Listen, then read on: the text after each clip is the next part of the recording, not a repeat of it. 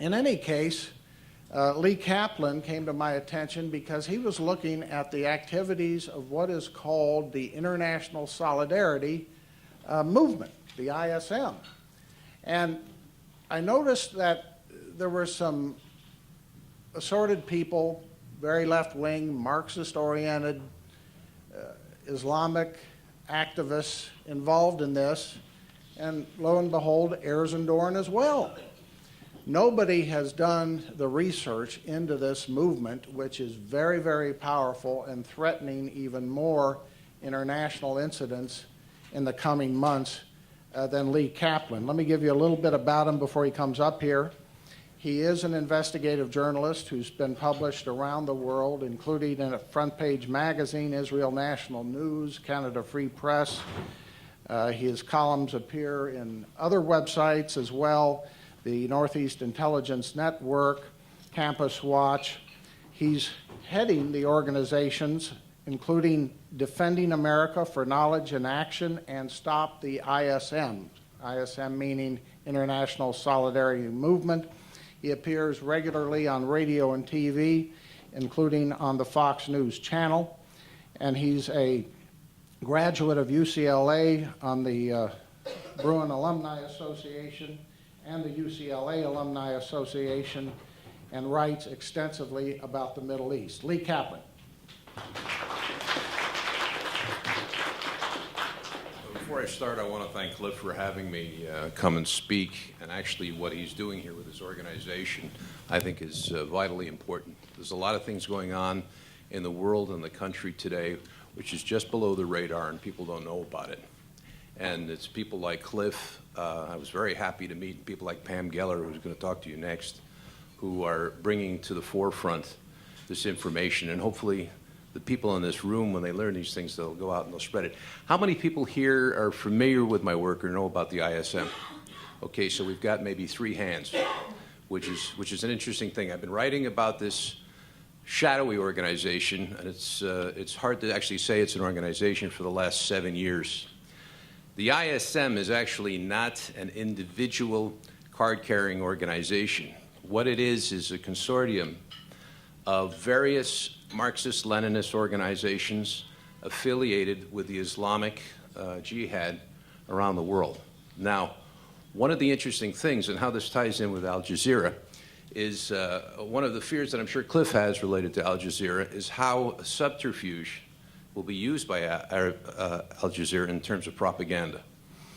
People don't understand that the ISM since 2001 has been actively engaged in all manner of subterfuge in our universities, in our libraries, in our textbooks, in our churches, in our labor unions, that people in this country have very little idea about, and it's only getting worse and worse and worse. We are right now in a city which has more or less the centralized location for the International Solidarity Movement. They call themselves now the U.S. Campaign to End the Israeli Occupation. And they're based here in Washington, D.C. They represent 320 Islamist, Marxist-Leninists, and other organizations whose real goal is first the destruction of Israel, yes, but Israel is the canary in the mine, the first step towards bringing all of their anarchist activities to the United States and to the Mexican border, which I'll explain as we move along. When we talk about a threat from Al Jazeera, I want to tell you people about a smoking gun that just came out over the weekend, just before I flew here to Washington to speak. There was a letter through the Freedom of Information Act, which came out in UC Irvine. They have a program there called the Olive Tree Initiative. And the program was set up by one of the co-founders of the ISM. This is a former PFLP terrorist, member of the PFLP. And he has an organization in Pasadena, California, called the Holy Land Trust. Now, for years, what he has done is he has created study abroad programs where he went to colleges and he got public money to send students over ostensibly for peaceful dialogue in the Middle East. But what they were really doing was sending ISM activists. These are the people that riot at the security fence over in the Middle East. And they were sending them over there with public money in order to riot and to promote the causes of the terrorist groups and act as human shields for the terrorist groups. Eventually what happened was he managed to start a group called the Olive Tree Initiative, which he got in at UC Irvine. And he got public money. Now the subterfuge, and this is the same threat that we would have with Al Jazeera, the subterfuge was so good was that he was putting together a peace and dialogue program. He was going to bring Jewish, Christian, and Muslim students together from UC Irvine and bring them over to the West Bank, and they were going to discuss ways to make peace in the Middle East. Well, what they did was they brought them over there, and they brought them to speak to people like Diana Buttu, who's the lawyer for the PLO. Ms. Buttu gives presentations where she tells them that the Qassam rockets that are fired by Hamas into Israel don't have warheads on them. They were lectured by George Rishmawi, where they were told that Israeli soldiers shoot Palestinian children for fun and for target practice. Now, as incredible as this might seem, a lot of the Jewish kids were coming back and were participating in the boycott of Israel on the college campuses. And what's even more amazing is the Jewish Federation was helping to fund the program. Now, we have a woman named Dee Sterling back there who found out about this. She's from South Africa. And she started trying to complain about it. The Jewish Federation actually put together a fake petition of students at UC Irvine that they fabricated. It was proven. I've urged her to sue the university, and Hillel, the Jewish organization on campus, put together a faked petition by the students to vilify her. Anyway, through the Freedom of Information Act, we just obtained a letter, which just came out on the internet a couple of days ago, in which it turns out that the Jewish Federation, this is an organization which is supposed to be pro-Israel and against terrorist organizations like Hamas, knew that the Olive Tree Initiative was taking students to meet with the leader of Hamas in violation of U.S. anti-terrorism laws. It's against the law for them to meet with Hamas. If you read the report which Cliff has put together for you to read about the International Solidarity Movement, you'll see the names of people like Scott Kennedy or Paul LaRudy or Huwaida Araf. These are U.S. citizens in the United States which are on a daily basis raising money for Hamas, for the terrorist organization.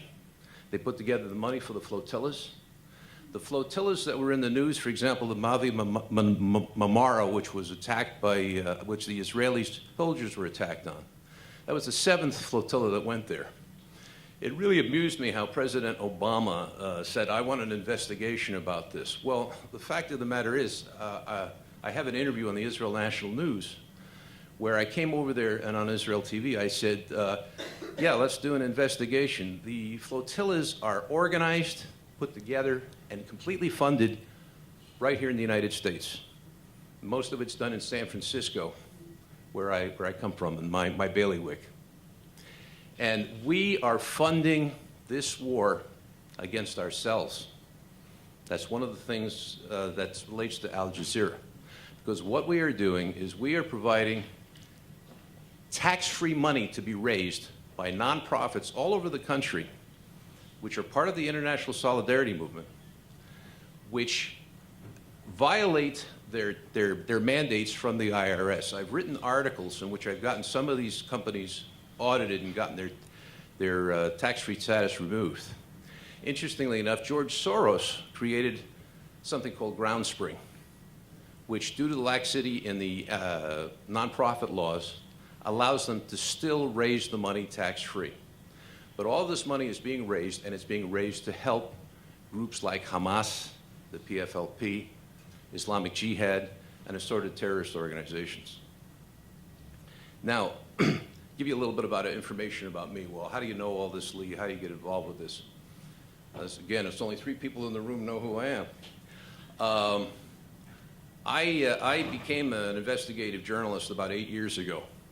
And how I got involved with the ISM was I was told about an ISM training session where they were recruiting activists to go over and participate with rioting and interference with the Israeli army on the West Bank. And what I did was I dyed my hair black, and I dyed my eyebrows black, and I colored my skin. And I went in as a Pakistani. I did an accent. I used to be an actor in my 20s, a million years ago. And I attended their training session. I had hidden cameras. I took pictures of everybody. I recorded the whole training session. And believe it or not, when I had all that information and I had a full report, I took it to the Israeli consulate, and they slammed the door in my face. And the reason why they slammed the door in my face, I'm sure, is that they didn't want to be accused of spying on American citizens. However, I turned the report over to the intelligence services over in Israel. Every one of those ISM activists was arrested when they got to Israel. The leader and trainer of the group, they actually had a communist attorney in Israel who was trying to get her into the country because she was of Jewish descent, which I'll touch on Jews in the ISM later on. Ultimately, my report was used as evidence in the Israeli Supreme Court, and she was deported also. Since that time, I've devoted the last 8 years mainly to going undercover at ISM conferences and functions in the United States, especially at U.S. college campuses. I can tell you that I have actually gone to seminars where they talk about how to put a good face on suicide bombings, how to deconstruct in the American market opposition to terrorism. I attended at one session in Ohio State. It was a young woman named Fatima Ayub, who was a student right here at Georgetown. She was planning to go to work in the U.S. State Department. I believe it was my exposés and my contacts with the government that ultimately prevented her from doing that. And oddly enough, today, this recent graduate from college is now on the board of directors of Human Rights Watch. So, you know, you have this infiltration going on. And you might say, well, it's just freedom of speech. I mean, aren't they allowed to put out their point of view? Well, let me put it to you this way. If you look at the Second World War, England was more or less the aircraft carrier for the United States against the Germans on the European continent. And we have the same situation with Israel today. Now, over the years, I've attended ISM conferences which are usually held at American universities. And the reason why they're held at the universities is because they are taxpayer-supported institutions. So any dollars that are put into these projects at the taxpayer institutions usually get matched by the taxpayer. And at these things, they do all manner of advertising, which is actually not just against Israel, but also against our troops overseas, supporting the enemies. Now, if you read the report that Cliff has handed out to you, it mentions Medea Benjamin and Global Exchange. How many people here know about Medea Benjamin and Global Exchange? All right, so we've got maybe 3 people out of the entire room. And I know Pam knows who she is. All right, Medea Benjamin she was born Jewish. Her real name is Susie Benjamin. It makes you wonder about a woman who would change her name to Medea, who murdered her own children in Greek mythology. But she started the group Global Exchange, which is a nonprofit in the San Francisco Bay Area. She's actually managed to appear even on Bill O'Reilly's show, and underneath her name it says peace activist. She's not a peace activist. She's a lifelong Marxist communist. She spent 4 years living with Fidel Castro, which she considers Cuba the best years of her life. Of course, she lives in Berkeley, California now, and she raises tons and tons of money. Aside from money that she may be getting from Arab interests, she gets money also from all the 60s leftists, anti-war people, everything from back in the 60s. And she runs nonprofit businesses called Global Exchange in the Bay Area. During the Battle of Fallujah, when we had our Marines losing their arms and legs fighting in Iraq, she sent, with the permission of our government, I might add, $600,000 in aid, quote, to the Iraqi resistance, not to the Iraqi poor, which they claimed it was medical supplies for the civilians, but to the Iraqi resistance. She was allowed to spend $600,000 to the enemy in time of war. Can you imagine during World War II, somebody sending $600,000 to the Nazi regime, even in medical supplies? Actually, those medical supplies are sold on the black market. That's where the money goes. But you know, can you imagine during World War II anything like that taking place? And this is the same situation and threat that you have with Al Jazeera, because this is just another form of subterfuge. Now, the report is pretty extensive that I've got here, and I urge all of you to read it. One of the things I talk about in here is Title VI. How many people here know what Title VI funding is? Not one of you. Okay. Title VI funding was set up in 1959 by the U.S. Congress during the Cold War. And the purpose of Title VI was to provide tax dollars to the universities so that they could have Russian study programs. students who were funded by Title VI and departments that were funded by Title VI could teach Russian, so there would be translators and people to deal with the Cold War, and they were also taught about Russian culture. Immediately after 9/11, you had James Aberzek, who was a former senator. He's from Wisconsin. And he also belongs to an organization called the Council for the National Interest, which I'm sure nobody here knows about also. They used to be a neo-Nazi organization. Now they are a Saudi-funded organization, also working with the ISM, who also advocate, not supporting Israel in the Middle East. The Title VI money that was then designated was sent out to the colleges all across the United States. I have an article on the web called The Saudi Fifth Column on U.S. Campuses. That Title VI money went to set up Middle East Studies centers at all the campuses. But instead of teaching Arabic, instead of promoting U.S. interests during the War on Terror, they went out and they hired, which courtesy of the Middle East countries, which were also getting into the colleges by donating money to the colleges, they hired professors who were decidedly anti-U.S. and anti-Israel.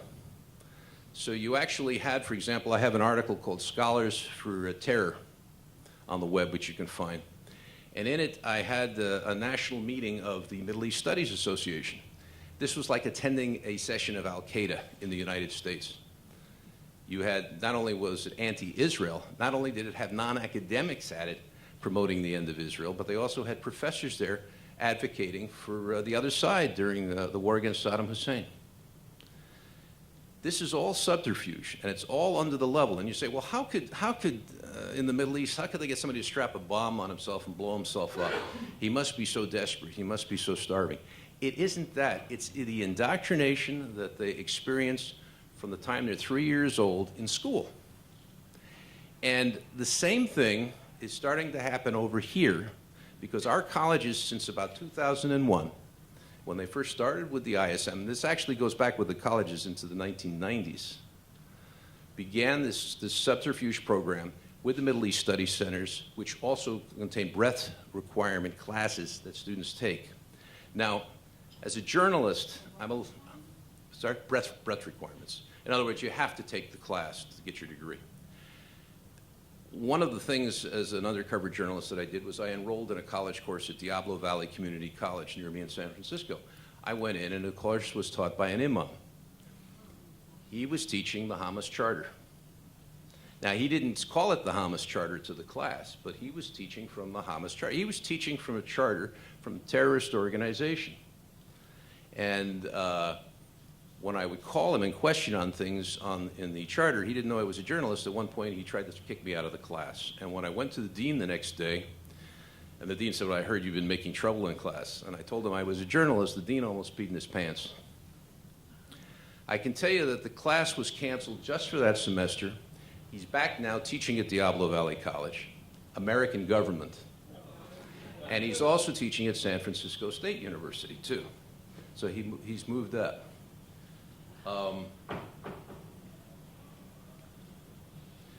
One of the things I want to get clear, and I want on the record here at this speech, is that there are certain people who are leaders of the ISM in the United States who must be put in prison.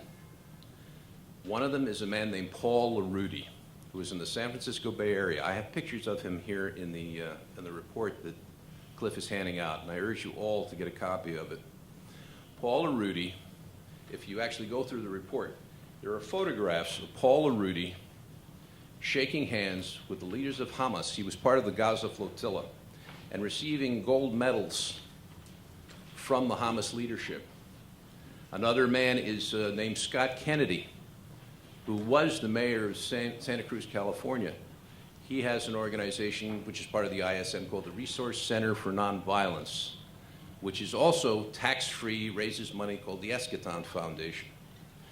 There are pictures of him here in Gaza marching with Hamas terrorists. Now, what these people do is against the law. But our government, and I don't care if you're Republican or Democrat, does not enforce the law. You all probably know that President Obama just gave another $550 million, ostensibly, to Gaza and to Hamas in the West Bank. Now, they don't say it's for Hamas. They say it's for non-governmental organizations. But these non-governmental organizations are all run by Hamas. And the money is fungible. Once it gets over there and it's in the Arab bank account, you have no way of knowing what's going on with it. Now, you say, how are they doing this subterfuge? What has this got to do with Al Jazeera? Well, let me explain how they got into the colleges here in the United States. They started an organization, the PLO did, called PASHA, the Palestinian Academic Society for the Study of International Affairs. I talk about it in the report.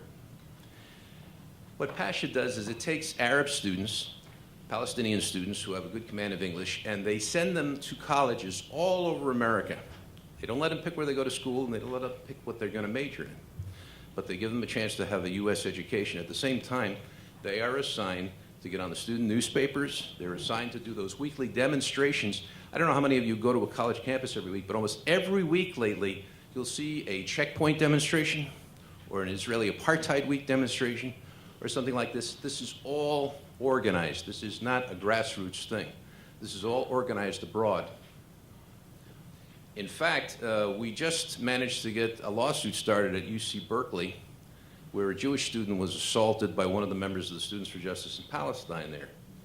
One of the things they did was use information from one of my articles in which I brought out pictures showing these students carrying machine guns on campus and stopping students on their way to class and telling them, well, this is what it's like in Israel. You know, they constantly break the law, and the government doesn't do anything about it. Part of it has to come from Saudi influence, part of it comes from money, part of it's just laziness on the part of the government. But bringing in Al Jazeera is just another weapon in what they're doing. In fact, some of the correspondents that I've seen on Al Jazeera television have been ISM activists who later got a job with Al Jazeera because they speak English and they'll do the propaganda for them. How much time do we have? Okay. As I started to say, there are two people. I want you people to go on the internet when you go home. One, her name is Huwaida Arraf. It's Huwaida Arraf. Now, she is one of the co-founders of the International Solidarity Movement. She is also the person, one of the two key people who organized the flotillas, which have been in the news, creating international incidents related to Israel and Hamas. The other one is Paul LaRudy. Both of these people are constantly raising money for the flotillas, and they do it in violation of their 501c3 mandates. And the IRS looks the other way. Whether it's because they don't understand the Israeli-Palestinian conflict, or they don't want to get involved, or they just don't care, or it's from pressure from up in the White House, I can't say. But I can tell you that they constantly do it. At one point, when I wrote about some of these organizations, they took away their nonprofit status. But they found other ways to get around the corner by running it through another nonprofit. If you go to the website for the U.S. campaign to end the Israeli occupation, you'll see they have 320 ISM-affiliated groups across the United States, and they call themselves different things. They're in the churches. They have Sabeel Ecumenical Society, which passes itself off as a Christian organization which wants Israel dismantled and preaches a new theology. The American Library Association has a group in it that promotes Marxist-Leninist ideology, but also promotes the Palestinian cause. So they promote it in textbooks in your public libraries and your school libraries. You can even find Jewish organizations that they have managed to infiltrate. Now, I went to conferences at Ohio State, at Duke University, and each one I was disguised. Most of the time I was disguised, I looked like an Arab or a Taliban. But the fact is, I got into planning meetings, as crazy as it sounds that I made myself up to look like that. I got into planning meetings and I listened. And they actually had sessions where they talked about how to infiltrate Jewish groups in the United States with the purpose of deconstructing American Jewish support for Israel. Now, the best example... Yeah, ISM conferences. They called them PAL Solidarity Conferences. Ultimately, give you an example of how successful they've been with that, they had a film festival, the Jewish Film Festival in San Francisco, And Paul Arudi was actually there, and the room was filled with ISM activists, and they were supposedly passing themselves off as members of the Jewish community. They actually got Jewish funds to bring Rachel Corrie's mother to watch an anti-Israel film screened about supposedly how her daughter was murdered. Now, if you go on the web and you look at a website called stinkyjournalism.com, you'll see that in 2006, I debunked the whole Rachel Corrie death story, in which it was maintained that she was murdered by the Israelis by a bulldozer killing her when she stood in front of a Palestinian home. She was killed by a bulldozer in a combat zone. However, I show how they manipulated photographs in Photoshop.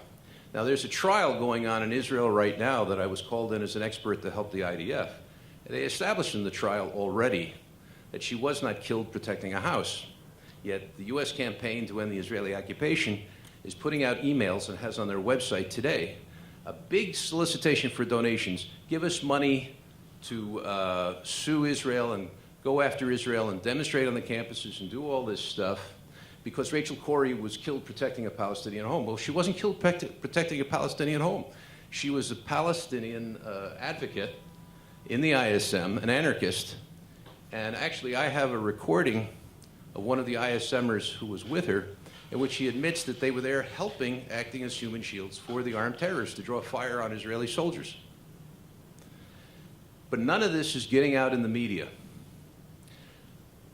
How are we doing on time? Okay.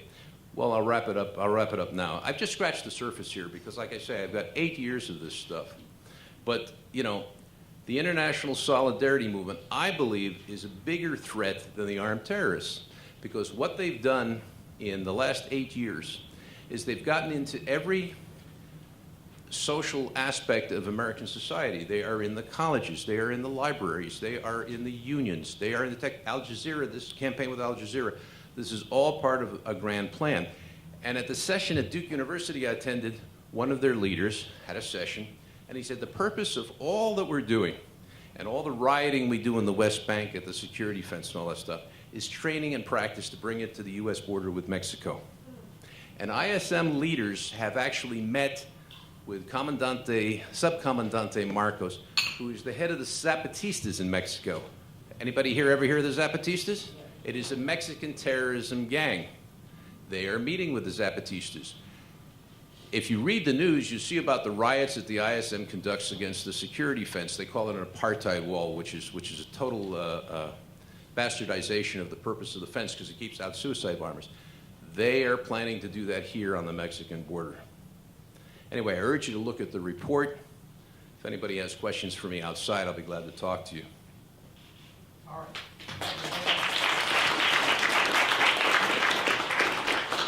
We're going to take a break now because we want to make sure we end up on time and that we give Pamela plenty of time and we have plenty of time for the book signings later. So you can take this opportunity if you want to ask Lee any questions during the break. We're going to take just 5 minutes and then we'll be back for Pamela Geller. So remember, 5 minutes, back in your seats.